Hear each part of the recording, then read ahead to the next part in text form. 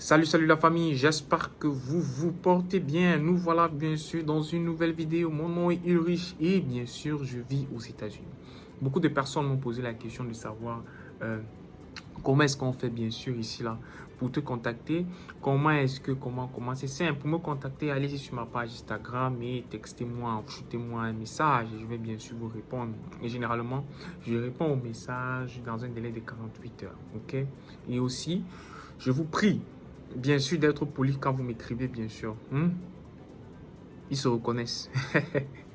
Ok, nous allons entrer tout de suite dans le vif du sujet.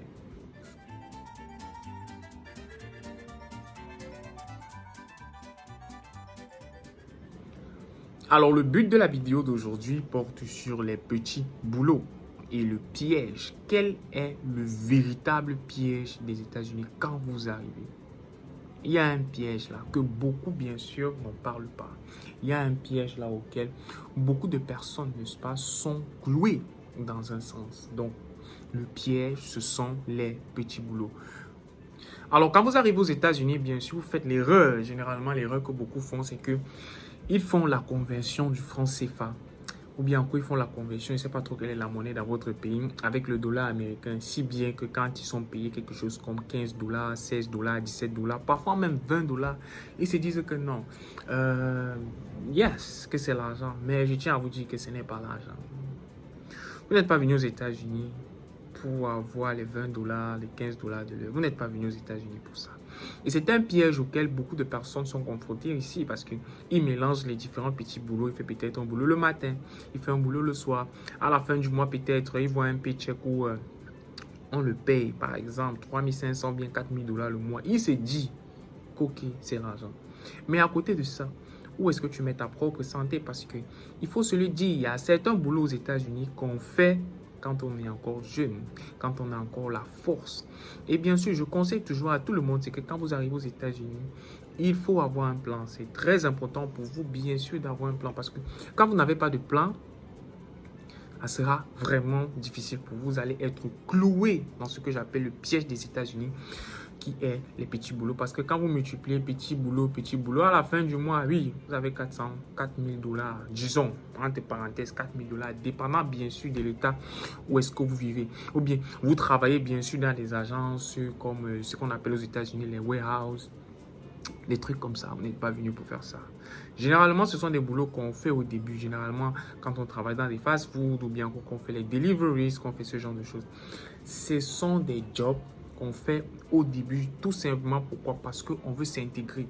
Ou encore parce que, bien sûr, l'anglais est encore difficile. C'est pour cela que je conseille toujours à tout le monde d'apprendre l'anglais. You need to learn how to speak English, man.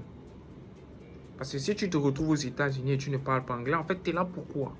Tu prends l'excuse en disant que l'anglais est difficile. L'anglais est difficile sur la base de quoi? Vous avez tout. Vous avez Internet. Et ici aux États-Unis, l'Internet, ça court rapidement. Vous avez Internet, vous avez accès à la librairie. Beaucoup de personnes, beaucoup d'Africains de l'Afrique francophone ne partent pas dans les librairies. Ils ne connaissent même pas où se situe la librairie la plus proche de chez eux. Beaucoup ne connaissent pas.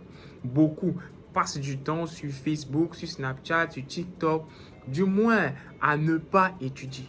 Comment tu peux être dans un pays et tu ne parles pas la langue de ce pays-là et tu penses pouvoir bien sûr faire de l'argent? C'est pour cela que tu vas toujours rester derrière.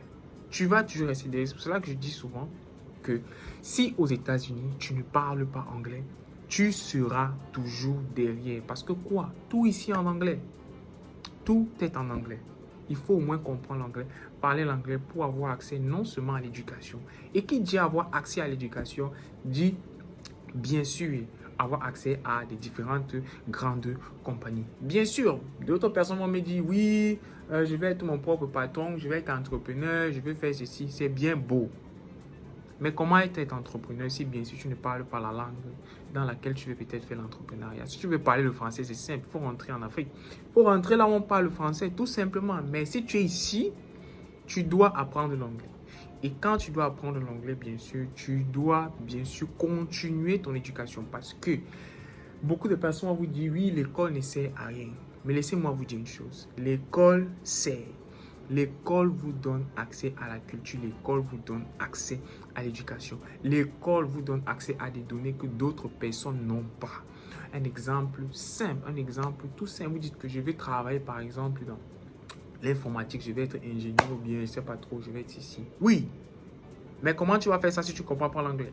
Comment tu vas faire ça si, bien sûr, tu travailles, je ne sais pas trop, 12 heures de temps par jour, 7 jours sur 7? Pendant combien de temps tu pourras le faire? Tu peux faire ce genre de travail. Je ne pense pas que tu puisses le faire au moins 5 à 6 ans. Beaucoup de personnes se fatiguent. La majeure partie d'entre eux se fatiguent. C'est pour cela que il faudrait que quand vous arrivez aux États-Unis, vous n'entrez pas dans ce piège des petits boulots-là. N'entrez pas dans le piège des petits boulots. Pas du tout, n'entrez pas dans ça. Ayez votre plan de carrière. Sachez que quand j'arrive aux États-Unis, je dois faire X, je dois faire Y. Et laissez-moi vous dire une chose, c'est que quand vous décidez de faire ce que vous aimez faire et que les autres personnes, quand je parle des autres personnes, ceux qui, bien sûr, qui vivent aux États-Unis ou encore ces différents aînés-là qui sont arrivés ici avant nous, vont essayer de vous décourager en vous disant que mon petit, je suis passé par là, vraiment, c'est pas possible ou bien c'est pas X et Y. Mais aux États-Unis, c'est l'information qui gouverne. C'est l'information qui gouverne. Quand vous avez accès à l'information, vous allez réaliser des merveilles dans ce pays. Alors, ce que je vous conseille, c'est quoi? C'est que ayez un plan de carrière. Ne restez pas stocké sur les petits boulots. C'est une grossière erreur que beaucoup font. Tu vas te retrouver ici 5 ans, 6 ans aux États-Unis. Tu fais quoi? Rien. Tu n'as que le bac pour ceux qui sont venus avec le bac. Ou bien encore, ceux qui disent qu'ils ne veulent pas rentrer à l'école. Mais bien sûr, nous allons faire une vidéo pour conseiller ou bien encore pour motiver cela à rentrer à l'école et bien sûr apprendre ne serait-ce qu'un diplôme américain. Parce que quoi? C'est ce diplôme américain-là qui va vous ouvrir beaucoup de portes aux États-Unis. Alors, j'espère que vous avez retenu, du moins, ceux qui pensent que je dis des conneries ou bien encore ceux qui pensent que bien sûr je suis en train de raconter des histoires. Bien, voilà le drop en commentaire. Nous allons faire bien sûr des lives, des discussions. Nous allons parler des différents petits boulots aux États-Unis. Alors, merci d'avoir regardé la vidéo et bien sûr, nous nous voyons pour nos prochaines séances. Ah, ciao, ciao la famille.